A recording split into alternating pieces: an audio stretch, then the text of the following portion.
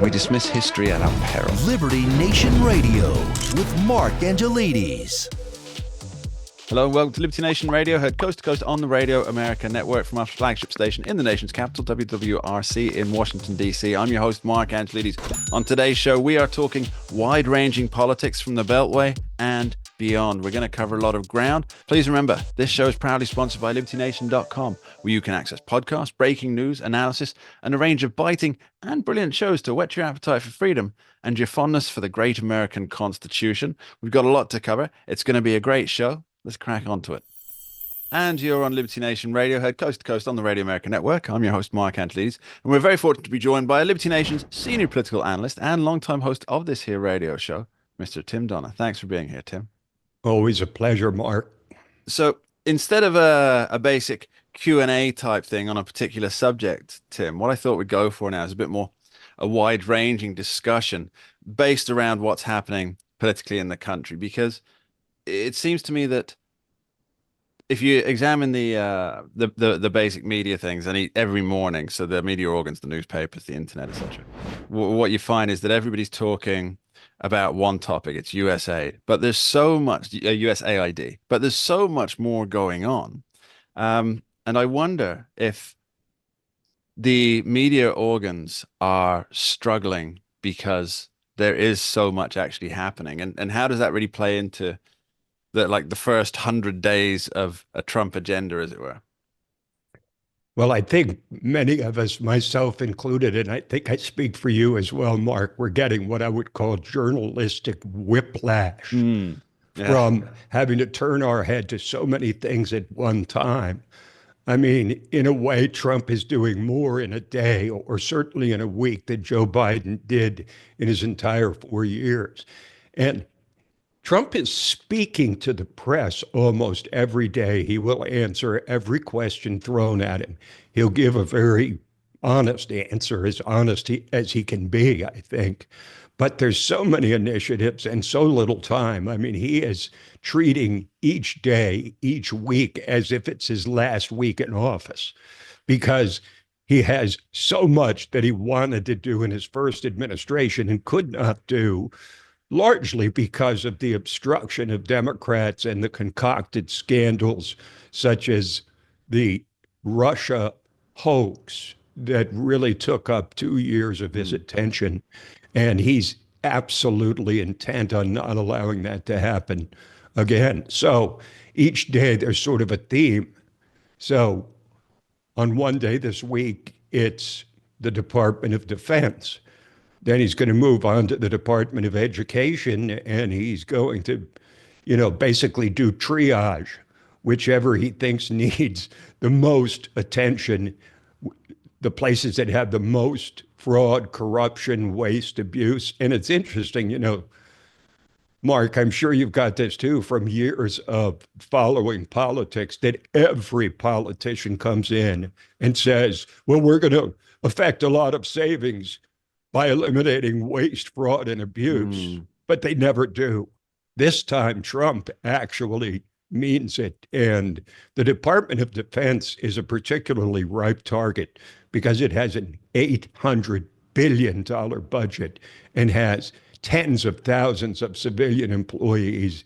And with the cooperation of Secretary of Defense Pete Hegseth, I'm sure they will uncover untold tens, maybe hundreds of millions, billions in illegitimate spending, duplicative spending, in bloat and redundancy. And that's the problem as much as anything else, is that one hand doesn't know what the other hand is doing. So you're getting repetitive programs that cost the taxpayer so much money. Yeah, it's definitely a case of there's so many niche departments within departments and work groups and process groups that there's an overlap of all the work. And now I know a lot of people are excited about AI being able to identify these things. I'm not overly convinced that that's a great alternative to somebody with a decent mind sitting down and essentially auditing what every program does and where it comes in. But there's there's a very sorry, what's the best way to say this?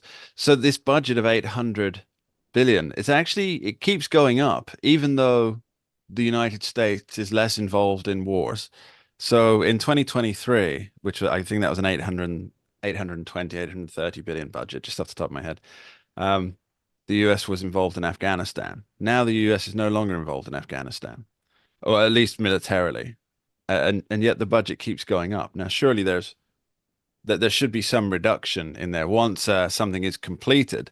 You don't keep on paying unless, of course, we need the next Blues Clues for Afghanistan to go with the Sesame Street ones in Iraq and Pakistan. I think the group that should be afraid, maybe very afraid, is what they call the Beltway Bandits, Mm, who are the private defense contractors who have been feeding at the trough for years. They're notorious around the Washington, D.C. area. And I think the gravy train is about to end. And the best the Democrats can do is to howl into the darkness about the unfairness of it all, about how Elon Musk is an unelected official, which is particularly rich, considering that the bureaucracy is is is basically a large holding place for every unelected, over authorized person who has remarkable decision-making powers that people don't even realize because they're so distant from mm, everyday Americans. And this is what Trump, I think it's important to say that, for all the savings that we will get through DOGE, and supposedly there's already been roughly 36 billion identified as wasteful or corrupt spending. We do have a $7 trillion budget. So even if DOGE and Trump and Musk are able to uncover 300 billion, that's not nearly as significant as the fact that the American people will finally see that their money is no longer going mm, down a federal rat hole, which they suspected for a long time, but they didn't have the actual evidence of it. Now they will. And sunlight being the best disinfectant, the fact that these illegitimate expenditures and these DEI programs and these progressive boondoggles aren't being unmasked one at a time every single day. And the Democrats, you will notice, they are not defending these individual expenditures. What they're outraged about is the process itself and the fact that the process is taking place. As I wrote on LibertyNation.com, the likes of Chuck Schumer and Elizabeth Warren and Maxine Waters figured the American people would forever remain none the wiser. Well, not anymore. absolutely. We're going to continue this conversation after this short break. Don't go anywhere. We dismiss history at our peril. Liberty Nation Radio with Mark Angelides.